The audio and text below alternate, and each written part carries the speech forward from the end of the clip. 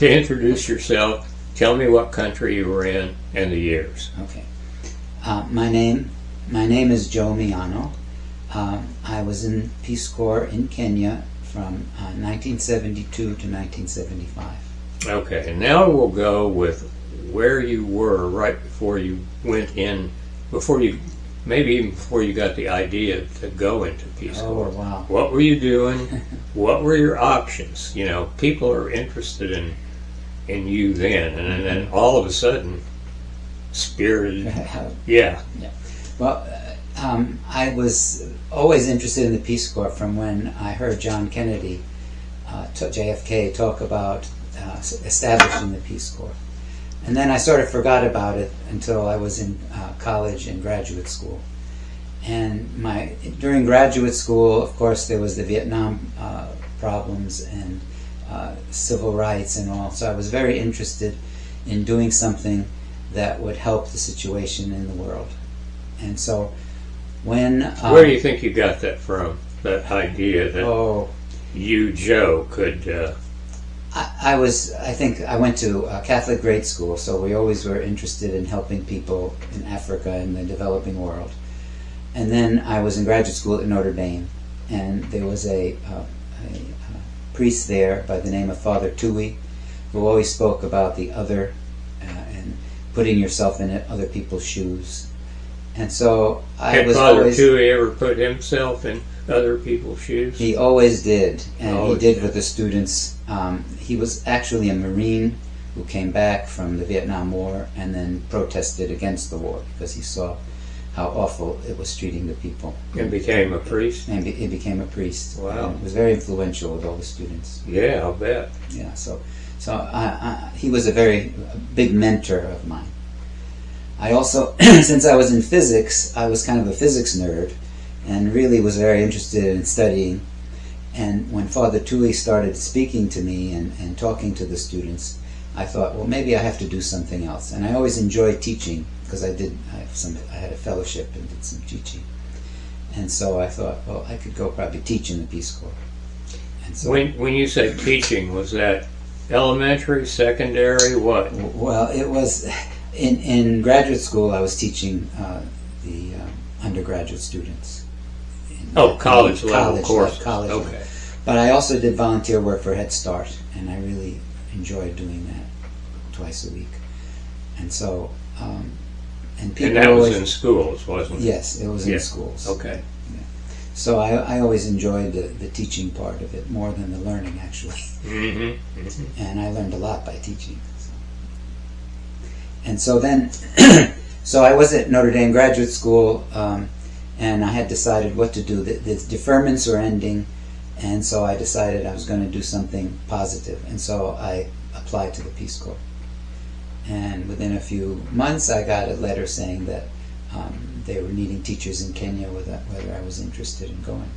And I had always loved Africa and loved wildlife and all that kind of stuff. So I thought, well, this is a great opportunity.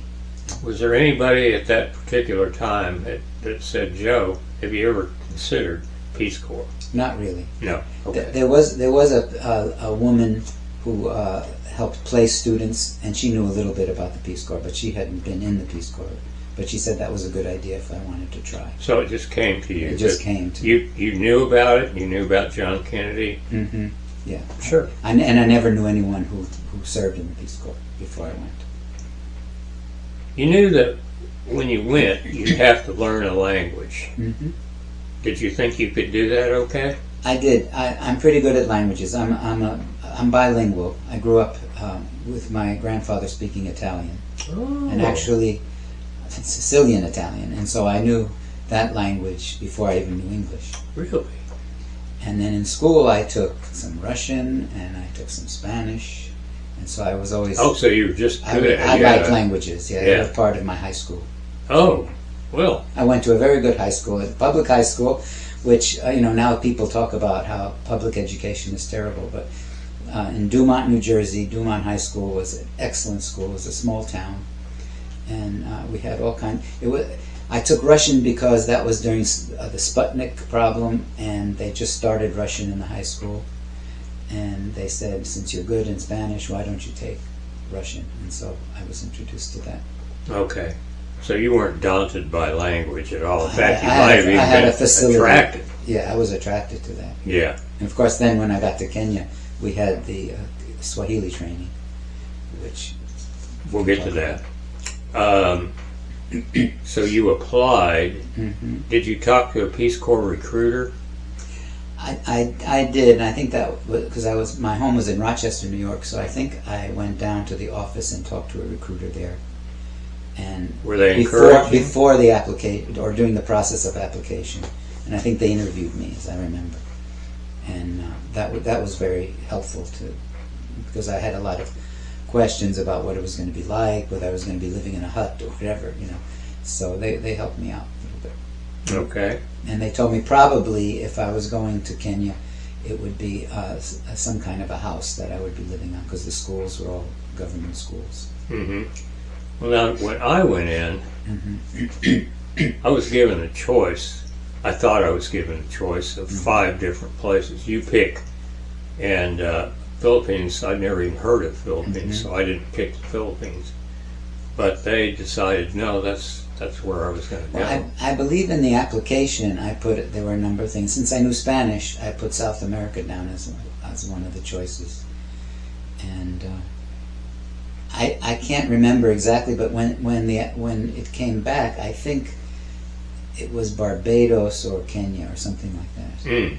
You And did so- have a choice. I think so. That's long ago, but I don't remember exactly. Yeah. So you probably don't remember why you chose Kenya over Barbados? Probably not. Probably not. Yeah. Okay. But you were attracted to Kenya from the start? I was. Why? Well, my early childhood was in the Bronx, and we went to the Bronx Zoo all the time. Oh, I've been there. You've been there? Yes, And, yes. they have the African plains, and I just was always, I love the animals. So I thought, oh, this is a great opportunity. Mm-hmm. Did you know anything about the political, economic situation in Kenya at that time? Not really. Since then, I've learned a lot. Yeah, I'm sure you Yeah. have. But I knew there were lots of volunteers going, because I think they said they had, somewhere I looked up, they had 300 volunteers that year going Wow. in Kenya. Who were going? Yeah. Oh, Who were there or going. Or going. Okay. All right. So it sounded That's a like lot. Yeah, it was a big push at that time. Uh-huh.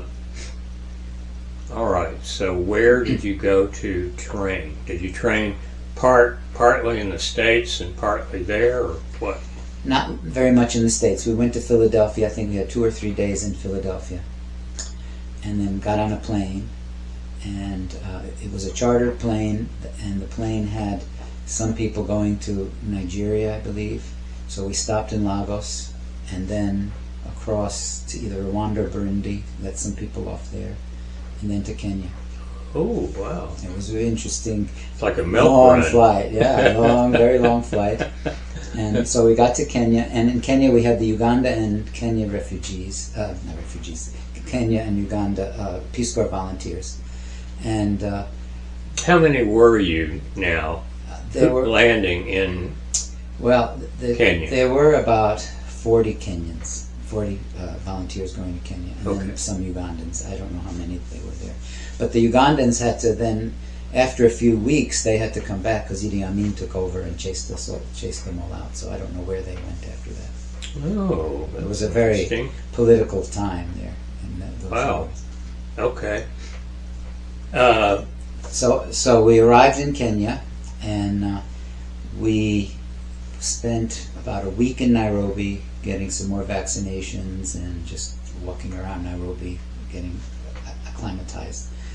What was that like? I'm very, very interested in your first impressions. It You've was- never seen anything like I had that. never seen. Well, I didn't know that much about Africa. I was amazed at Nairobi itself. I mean, it was a huge city, very colonial looking at that time, very green, beautiful avenues. I mean, they had slums also, but where we were, it was a nice hotel in a nice area. And we would go down. It was very British. We would go down and have our breakfast, and then we'd go have some lessons, and then we'd come back. And They had like 3 or 4 course meals, with soup and all. It was Oh, it was wow. like being on vacation for a week. It was Uh-huh. quite amazing, quite amazing. But that after a week, we went took a bus down to the coast to Mombasa, because there are 40 tribes in Kenya, but the main language is Kiswahili. Mm-hmm. And the best place to learn Kiswahili is on the coast, because that's where it originated. Mm-hmm. And so we went to, actually it And was so that's the reason you went to the coast. to the It's coast. the best place to learn language. Exactly. And the teachers were all native speakers of Swahili. By the way, at this time, did you know what you were going to be doing? We didn't know. They just, It could have been anything. it could have been anything. They told us we would have training for 2 months or whatever it was. I think it was 1 month Swahili and 1 month teacher training. It didn't matter to you, though, did it? No, it was all exciting and new, and being 22, 23, wherever I was, it was just, and I'd never been out of the country actually, except Canada, and so it was a great experience. Okay. So there you are. How long are you going to be in Mombasa learning the language? It was about a month, Okay. 4 weeks. And then would you be heading out to your assignment? No, right after that? then we went to another town. Then we divided. Okay, about 5 or 6 of us went to a town called Machakos, which was halfway between Nairobi and Mombasa, going inland. And it was a very nice place. We were at a school.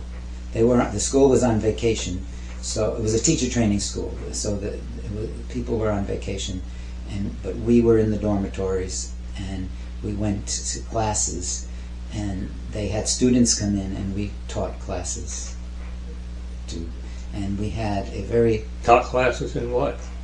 I taught classes in physics, because that was supposed to be what I was supposed to teach.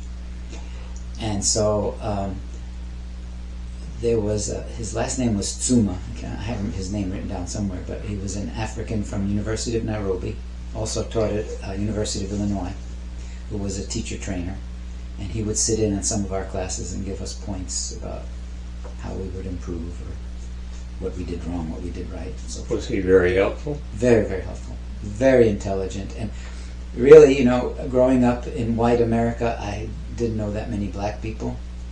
And to see this very intelligent black person, it was just eye-opening to me, and how I had grown up and so forth.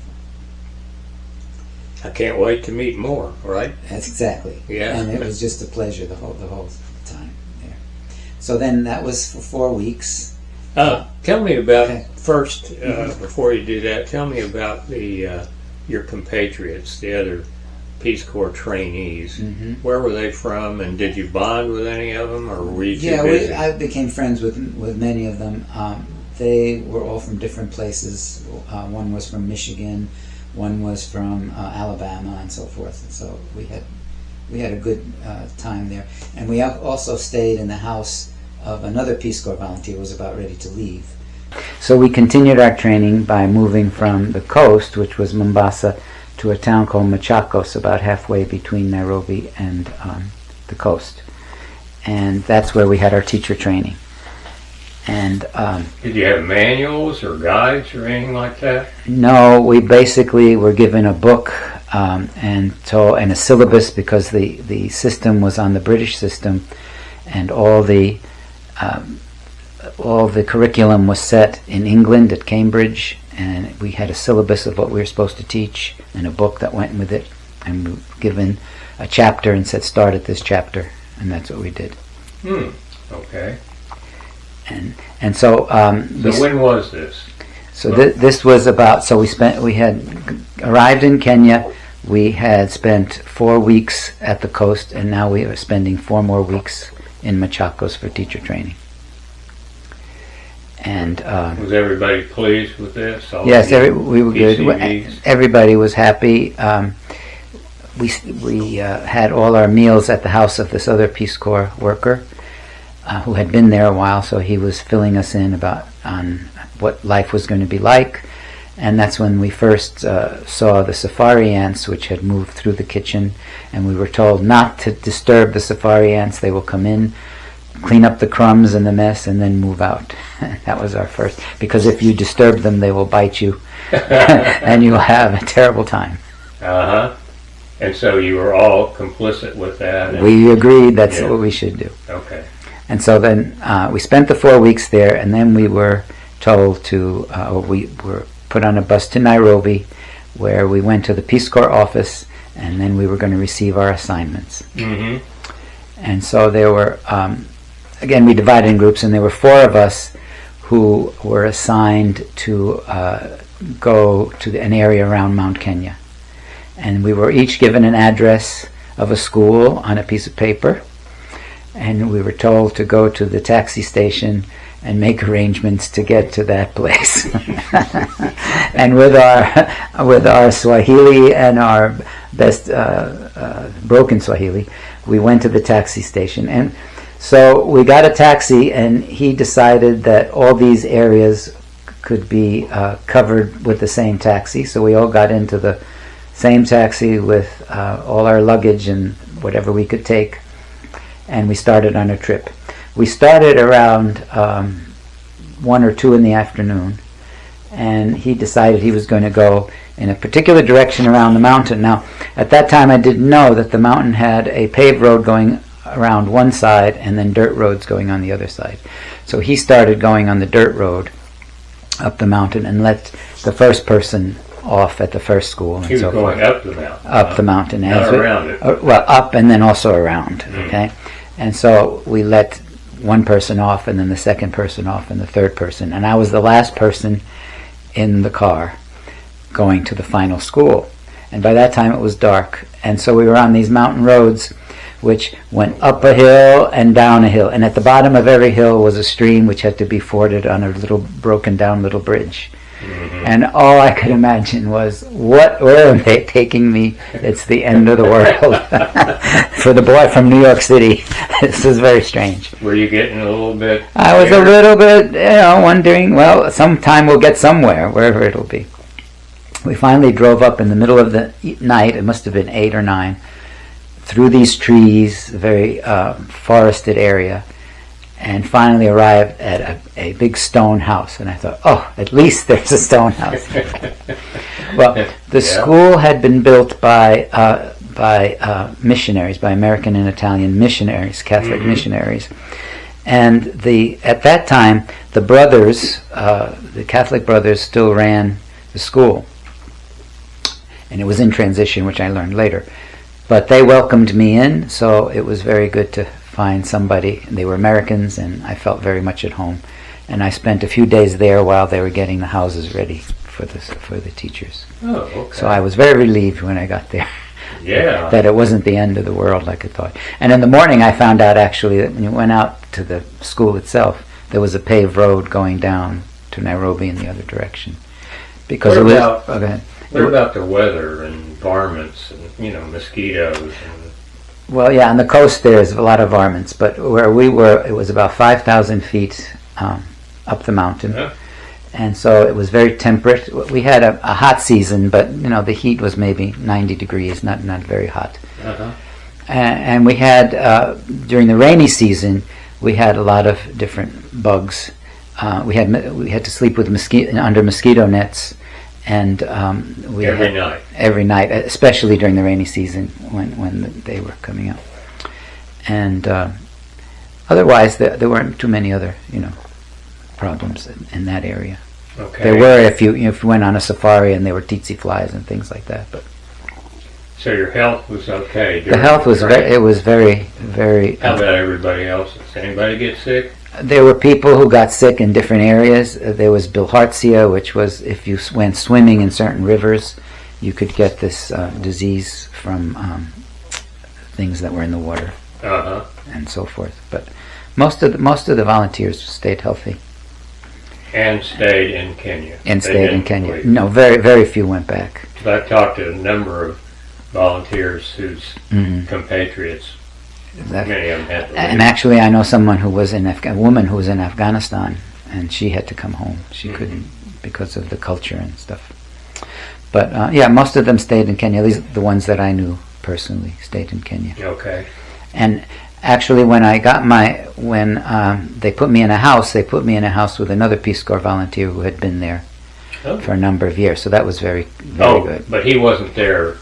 He had been he had been there, and he had signed up for one more year. So we shared 1 year together. Oh, okay. And then I was on my own He could after. really show you around. It was wonderful. It was Charlie Warnley. He was a very good friend. Actually, he passed away a few years ago. But when he came back, he became a doctor, and he did research in Alabama on tropical diseases. Very good guy. So. And he was, boy, I can't tell you how important that is to have somebody like that. It was when you first land. Mm-hmm. And many of my friends at those other schools that they had dropped off, those other people, were all there by themselves, and so they had problems adjusting. But it was really a perfect school. Actually, the other difference was a lot of those other people were in either primary schools or Harambee schools, which are lower level schools, and I was sent to an A-level school, so it was high school and junior college. Okay. And I was teaching calculus in the higher classes. I was supposed to teach physics. At the same time, a volunteer from the British service came, and he was also in physics. And so somebody had to teach math and somebody had to teach physics. So we flipped a coin, and I got the math. So I did most of the time. I taught math. I taught some physics, but mostly math. All right. Which was a change, because though I knew math, it's different to teach when you one subject. Did you consider this to be an important assignment for you? I did. Teaching math in this school. I did, and I thought it was important also for the students, because the system was for them to take the exams that were set in Cambridge. So they went through the 4 years of high school and then the 2 years of junior college without really taking many exams.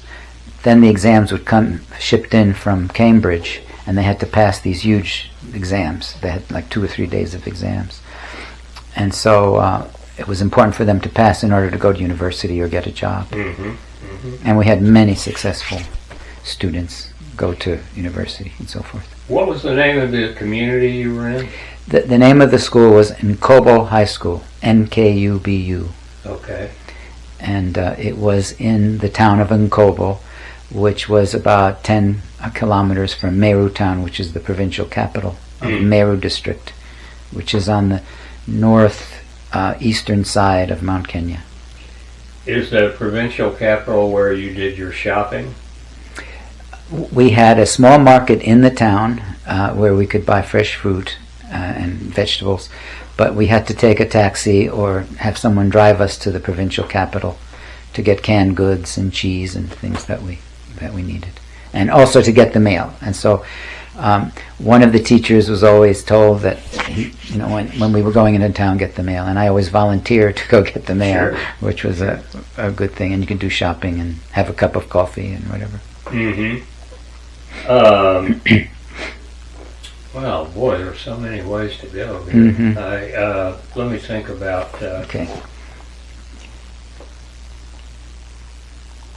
It seems like you weren't encountering a lot of poverty. No, actually this area was a coffee growing region. So to me, of course, the people looked poor, but they all had, they call shambas, nice farms where they could grow their own food for themselves. Most of them lived in huts, but they were very clean huts, and the people looked healthy. So there wasn't a lot of poverty. And seemed happy. And seemed happy.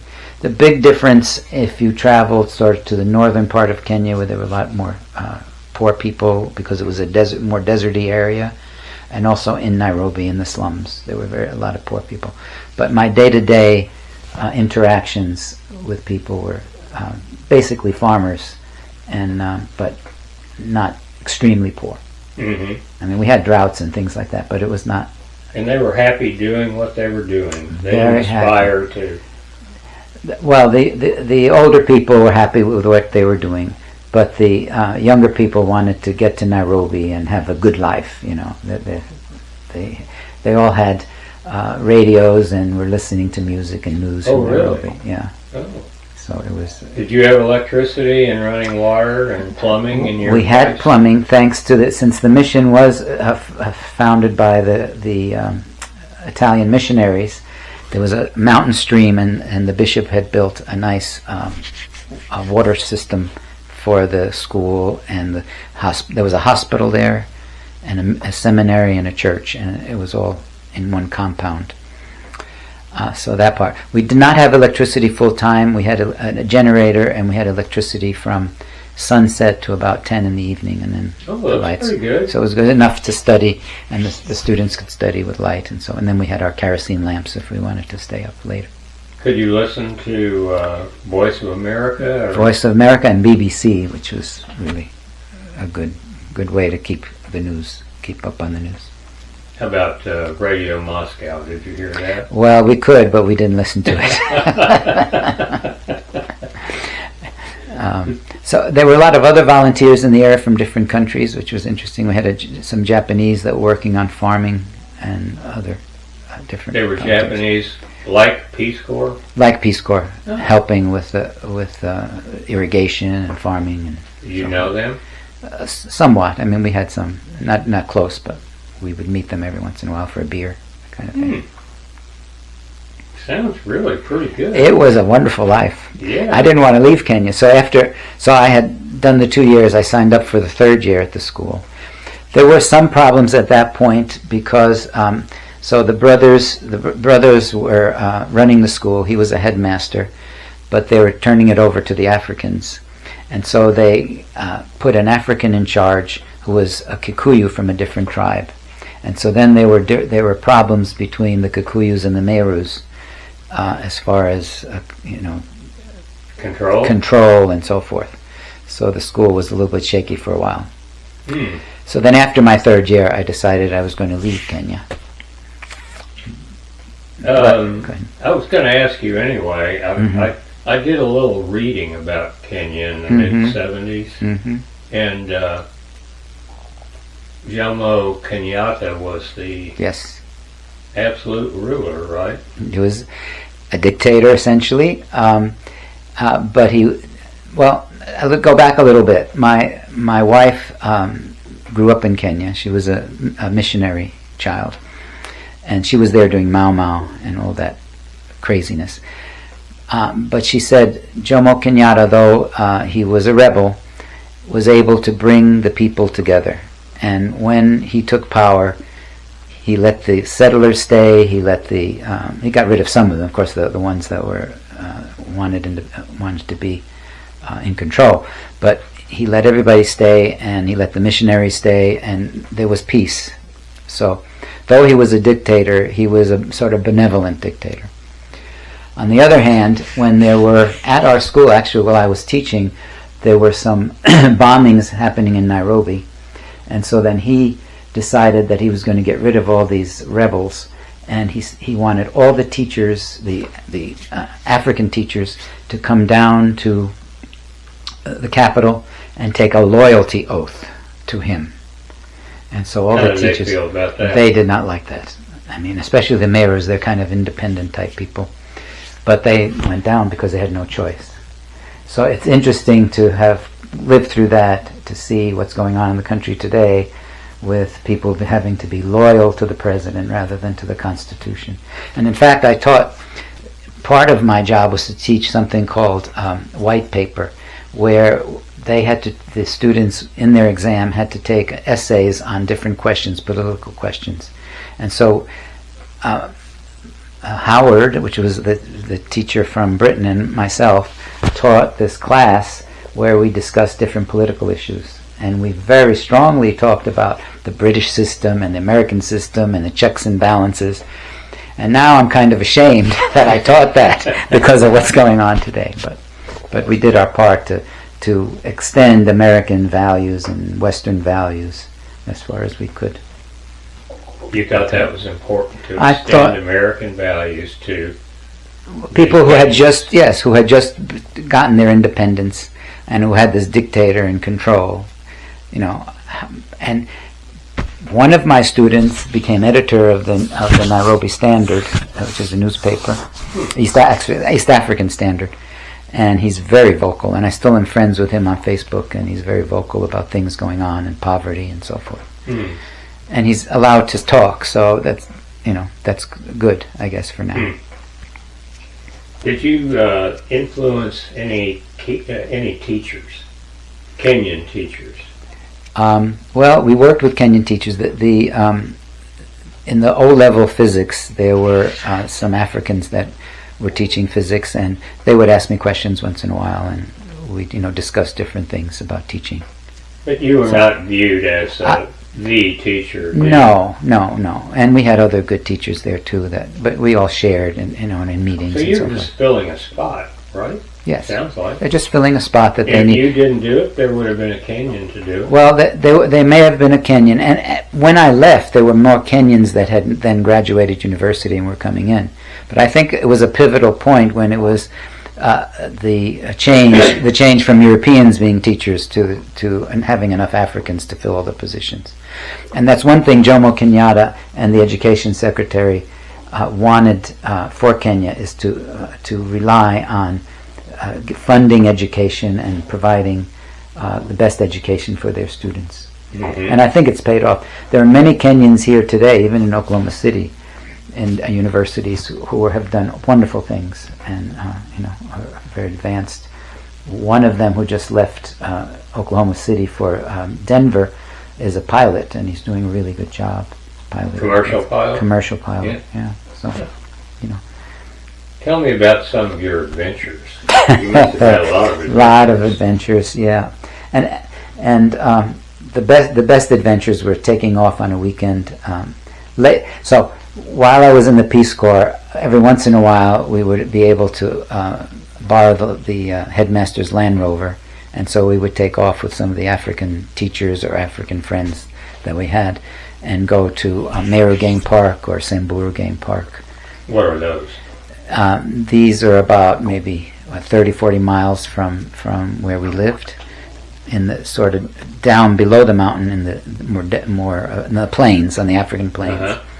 And we'd go there, and sometimes we'd stay at a lodge, sometimes we'd just camp, and we'd observe the animals and go swimming in the Mzima Springs and places like that. So it was always interesting. Did you take a lot of pictures? I did. We did. We have a lot of pictures. What kind of camera did you have? Oh, just a little brownie. That's kind of what I thought. Yeah. But mostly it's just the good memories that we have. Oh, yeah. Other adventures, we would go when we had vacations. I'd spend a lot of time on the coast, especially because I liked speaking Swahili, and that's where most of the people spoke Swahili. In Meru, there was a broken Swahili that was spoken, but mostly it was their native Khmer language, which I learned a few words in, but it was more difficult. And so I would spend a lot of times, especially in this town called Lamu, which is close to the Somali border. Uh-huh. And it's a very it's a town on an island. It has a very ancient history from the time of the Greeks and the Romans coming and trading. And it was an Arab settlement, and it was all Muslim, so it was learning how to live in a different society for a couple of weeks, and that was always exciting. Oh, yeah. Yeah.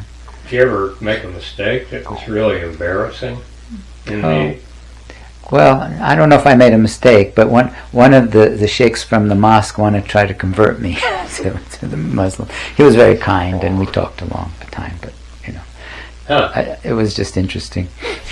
Did you kind of play along to see how how much fun this would be? Well, I don't know. We would talk, and we'd talk about different things, religious things, and he would take me to the mosque, and we went to a Maulidi ceremony, the Prophet's birthday ceremony, which was very interesting. They were praying in the mosque, and the people were all sitting outside on blankets, very biblical, mm-hmm. and singing songs for the holiday. And then afterwards, the fast was broken, and they'd have all kinds of food and dancing. They had stick dances and all kinds of festivities. Did you participate in any of those? No, I just watched. I didn't want to lose my ankles.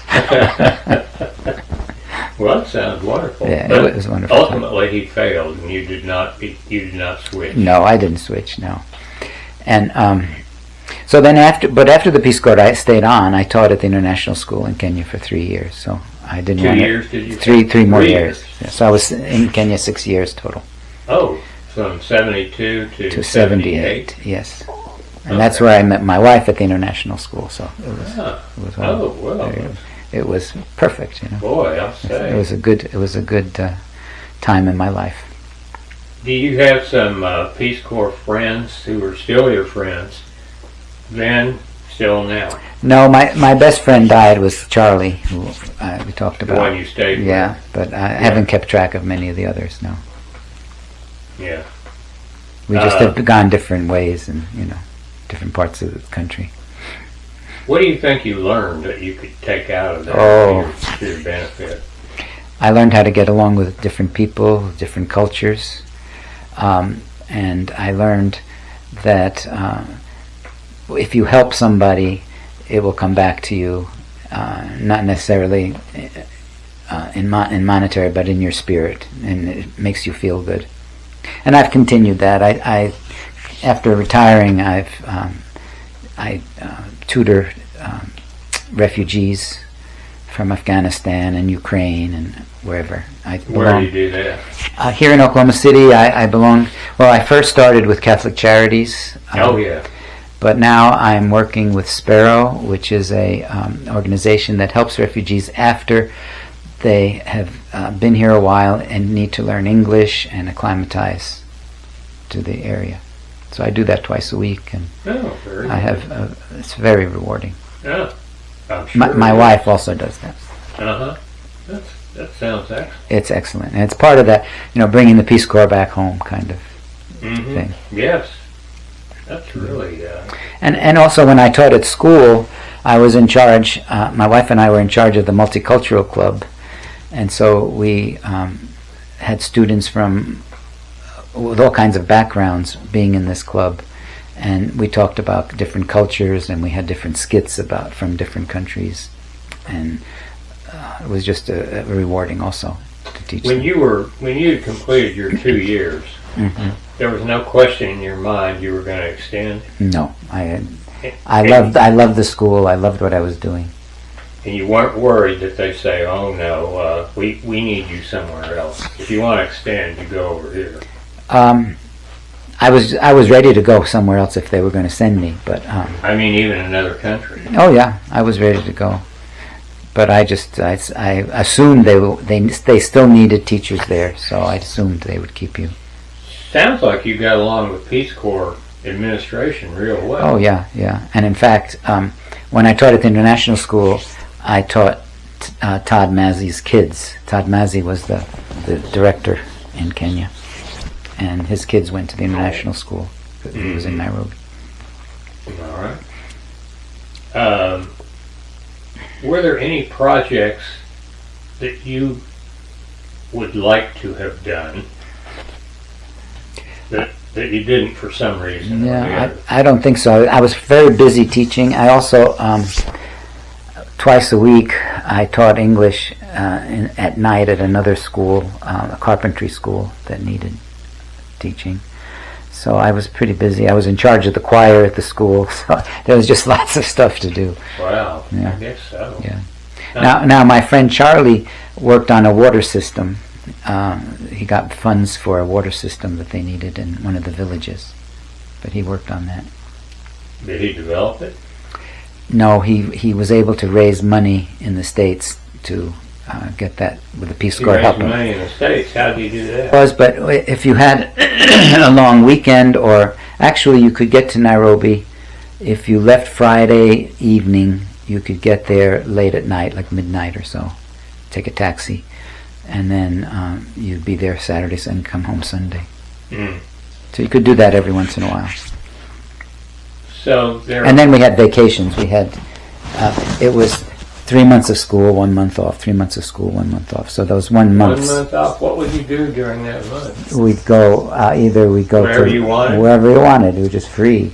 Get some other Peace Corps members or other friends. There were other Americans at the school, so we would sometimes hook up with them. I went to the northern frontier, which was toward Ethiopia, and there was Lake Rudolph and just beautiful landscapes. Mm-hmm. We made friends with the education officer in Marilel, which was a town up there, and he was a Samburu who was related to the Maasai tribe. Mm-hmm. And he was one of the first educated of the Maasai, of the Samburu, and he would take us around to his home where his father was chief, and he would take us out we'd get Land Rovers and go just exploring different places. Went up to Lake Rudolph. It was just wonderful. Oh, absolutely. Yeah, absolutely wonderful. Did you ever think that you might get romantically involved when you were in Peace Corps with a Kenyan lady? Well, I thought about that, and I liked one of the girls very much. But then I thought about coming home to the States, and I thought about my parents, and it would have been very complicated. What did she think? I don't know. You didn't get that far. We didn't get that far. We had fun together. Mm. You know. Well, where I was, at least Mm-hmm. the first year, and no woman would have anything to do with me like that. That's because interesting. of the rumors Uh-huh. that all Americans have VD. Oh, wow. That's very interesting. I learned that one day yeah. when I was sitting waiting to teach a class. Mm-hmm. Somebody sat down next to me and they asked me, "How does it feel to have VD?" Oh, wow. What? Oh, wow. Well, I think Kenya is different because it did have a lot of white settlers, and a lot of the parents of the kids I taught and so forth had worked in white houses as maids, servants, and so forth. So I think there was a different interaction between the whites and the blacks there. It was always friendly. I never felt any kind of prejudice or, coming from the States where there's this divide between blacks and whites. Yeah. It was very really eye-opening, very eye-opening. In fact, I remember on one of my, after the 2 years when I came home to the States for sabbatical, I stopped in Greece and I looked around and I thought, everybody here is white. It was just a very, very strange feeling. Mm-hmm. Because you put yourself in that culture, you don't think of yourself as opposite many times, as different. Did you ever give any thought to just spending your life? Well, we did. After we were married and I was at the international school, it looked like a very good life. Unfortunately, my wife wanted to get her master's, and I thought, well, if I ever have to go back to the States, I need a teaching license. So we decided, well, we'll come back to the States for a while. And then once we came back, we stayed. It's easier. Have you gone back? We went back in the 90s, so it was a long time, and the changes were phenomenal, especially, not so much in the countryside, but in Nairobi. When we left, it was maybe 1 million people, and now there's like 5 million people. Oh, wow. And a lot of squatters, a lot of more poverty. It's more like what I imagine South American cities are than what. And that was in the 90s. In the 90s, and now it's even probably worse when people I know have been there. But the countryside is still beautiful, and the farms are still lovely. Mm-hmm. Have you ever influenced a young person or even an older person to consider joining the Peace Corps? There was one. I'm trying to think. This was when I was in South Bend. I taught in South Bend for 12 years before coming here.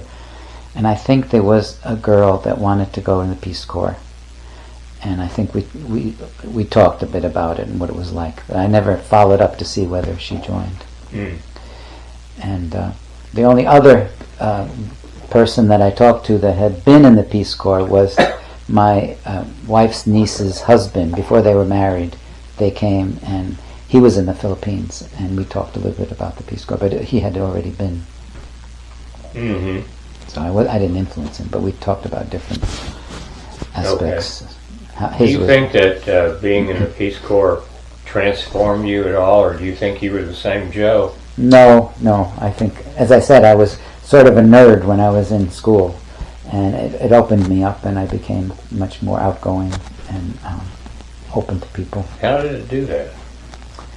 Magic? It was like magic, but I think it was living in a different country and being really independent. I mean, even when you're in the States and at school, you still have your parents influencing you, and I was this first time on my own, completely on my own. Mm-hmm. And I think that helped.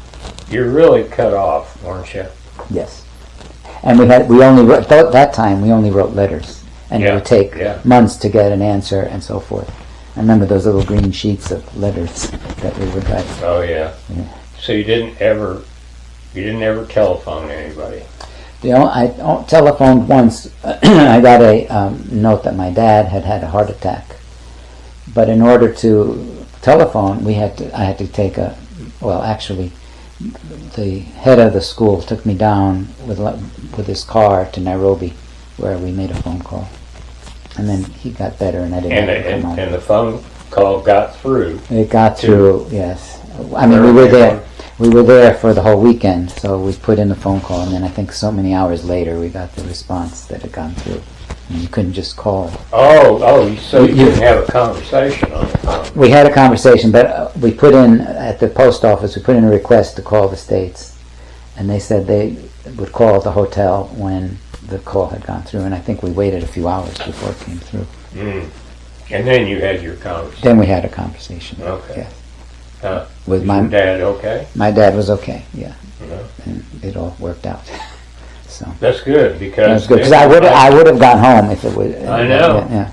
I interviewed a RPCV named Roger Randall, whose, I think, mother died. Oh, wow. And after 1 year in Brazil, which he was having a great time, the time of his life, right, he had to go. Packed up and went on. Wow. I'm glad I could stay, because it changed my life. But it also affected my life in that while I was there, I kept a diary and wrote a lot of my experiences. And then when I came home, after I retired, I decided I don't know anything about the history of the people that I helped. And so I got some books about their history. And this one anthropologist who wrote had gone back in the 50s and interviewed all the old people in Meru who had been there during the colonial times and their experiences. And so I found one interesting character called Njage, who was the main translator for the British. He was a Merin who translated. And so I decided I was going to write a novel about him. And so that was my first novel, which I have over there. That is? This one here, which is A Thief in the African Night. Oh, okay. Where I write about how the colonials stole so much from the Merin people. And this is based on it's historical fiction. Oral histories? Oral history. That you found? I found an oral history of the one man called Njage, but very little about anybody else. So I sort of embellished it with other people. Yeah. But it's based on an oral history. Where'd you find these oral histories? Well, my friend in Kenya said that his father had been interviewed by this person, and I have his book there. So I got his book and read the book through, and it talks about all the culture of the Meru people and what happened when Butler Horn came in and was subjugating them to the British rule. And that was just fascinating. I mean, it talked about how the people in Meru had defenses from other warring tribes, how they built sort of forts with their vines around their villages, and this is very fascinating, which I had not known. When did you write that? When I retired. So I retired in 14, And this got published in 2020. So I spent some okay. time researching. So Boy, sounds like a great project. it was a wonderful project, and it was during COVID, so I had nothing else to do. Yeah. So it was fascinating. Yeah. Huh. What about that other book? Well, then I got interested in my grandfather's town. My grandfather emigrated to the United States in 1912, and my grandmother and grandfather, from Sicily. And I had been back a number of times. I met some distant cousins who took us around, showed me the village where he grew up. And then I became fascinated with Sicilian myths and history. And so that other book talks about the town where he grew up. And the town in Greek was called Akrai, which was founded by the Greeks in 600 something BC. Mm-hmm. And so I decided I was going to write about that and its history. And there were lots of other things I found out. Just below the town, there was a big battle when the Athenians attacked Sicily, and the Sicilians won. The big battle was fought just below the town. So that kind of stuff interested me. And I intertwined it with myths about Sicily and how it was founded by Aphrodite and all this. So that was fascinating. You and your wife have any children? No, we do not. Oh, okay. Yeah, we were married kind of late, so. So I was thinking if you had children, you might have. That might have, yeah. Yeah, they might have influenced them to go into the Peace Corps. Yeah, no. But I think, I talked about the Peace Corps a lot in my teaching, so I may have influenced some kids Oh, there. you probably have. I don't know. I don't know. All it takes is one light bulb to go off. You know? Yeah. Oh. Yeah. Well, is there anything that you were thinking about in preparing for this? Any story, for example, that you haven't shared with me yet, but would like to? Well, I was thinking in my diary, I did have one experience that I thought was interesting. A friend of mine knew this old settler who was called the White Highlands of Mount Kenya. So that's a place where much of that land was first set aside for the white people. After Jomo Kenyatta took over, however, he had Africans buy that land so that it was transferred mostly to the Africans. But this guy was one of the original ones. And so we went there for tea one afternoon with some of the other teachers. And it was like a visit back in history. You went back and we all sat at this very formal table for tea. The wife sat at one end and he sat at the other, very formal. And he was talking about his experiences. And then he had a little bell under the table which he'd ring, and the servant would come out and bring the tea and bring the crumpets or whatever else we had. But he was discussing how the West had to defend Kenya still because the Russians were going to come to South Africa, and we had to protect our Western values. And he was there during Mau Mau, and he caught the people that shot some white people that he knew, and he saw that they were hung in front of the police station. And it was just mind-boggling that there were people that still thought like this. Oh, yeah. Surprising and scary, and it just was like going back 30 years, 40 years. Remind us again, for those who have forgotten or didn't know, what is Mau Mau?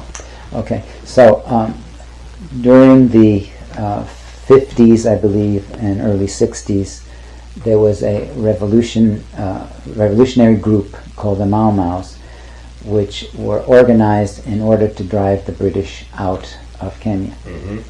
However, what they were doing is they were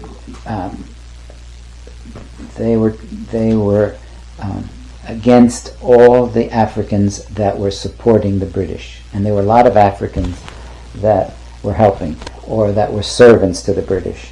And so what they would do is they would go in at night many times and kill the servants or kill the Africans who were supporting the white people.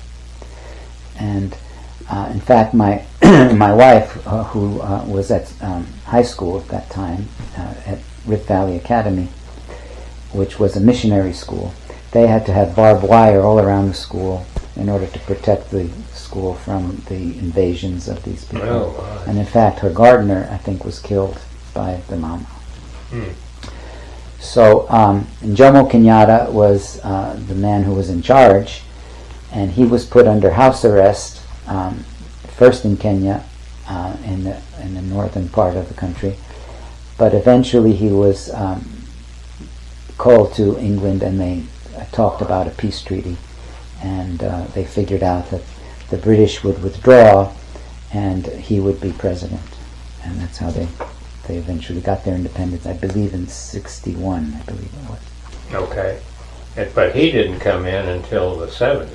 No, he came. No, he came right away. Yeah, in fact, right. I have a picture of him when Prince Philip, I guess it was giving him independence.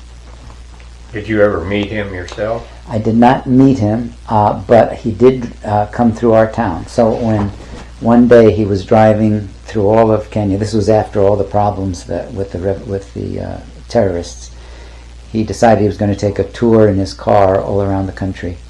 And so he came up right the main road of our town, and all the people and the students were lining the streets waving flags.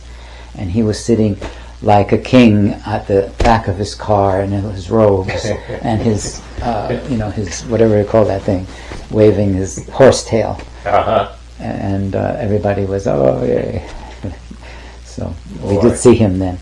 But my wife's father, who was headmaster of her school, did meet with him, because their choir would go and sing at the government house once in a while.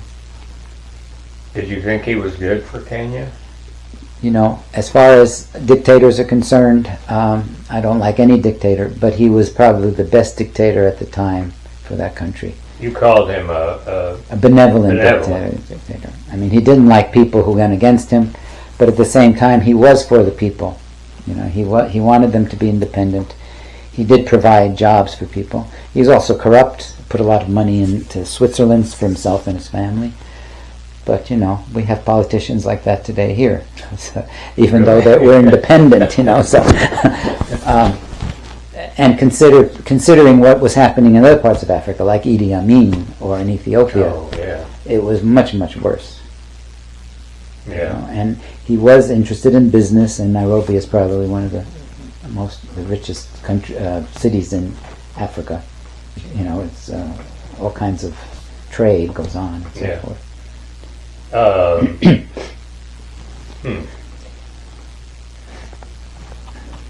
Anything else?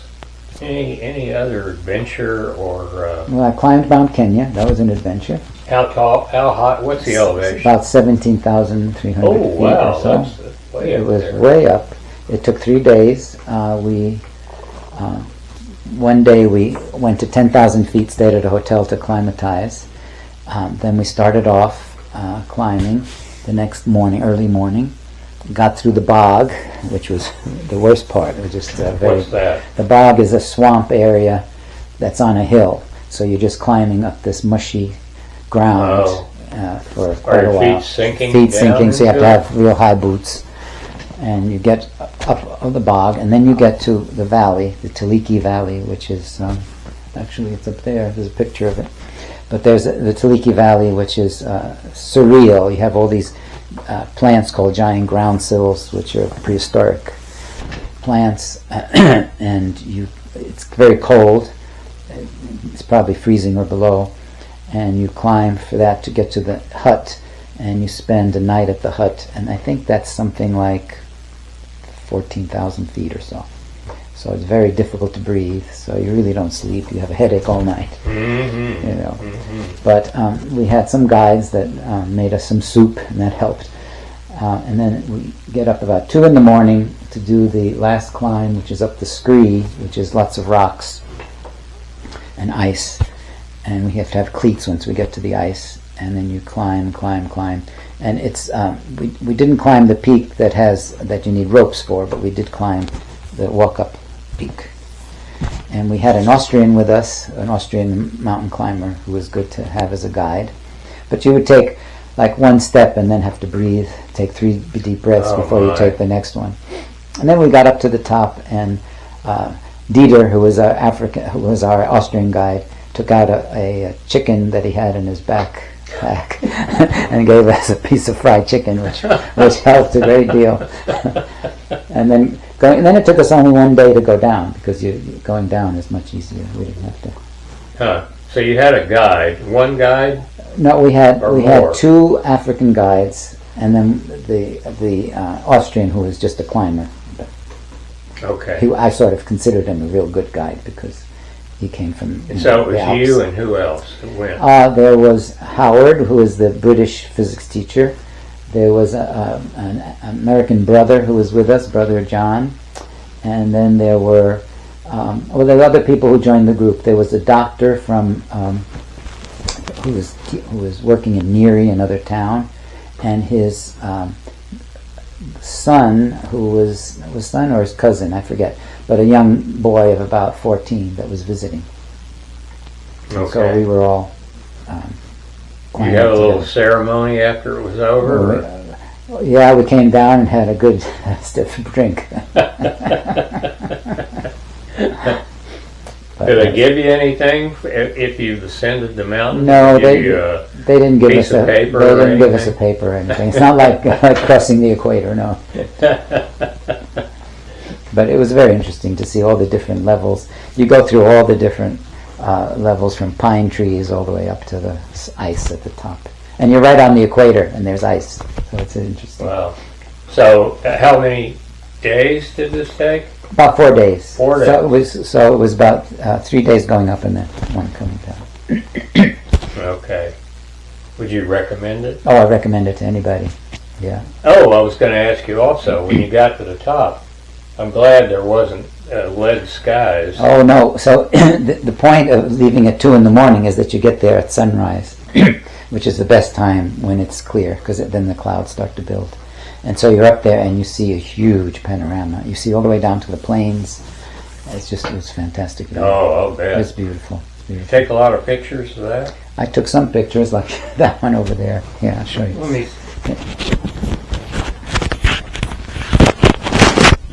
I want me to hold it up. So that's on the Tiliki Valley. I can get this without climbing up here. Oh, here, let me just bring this Oh, up. maybe you can do that. Yeah.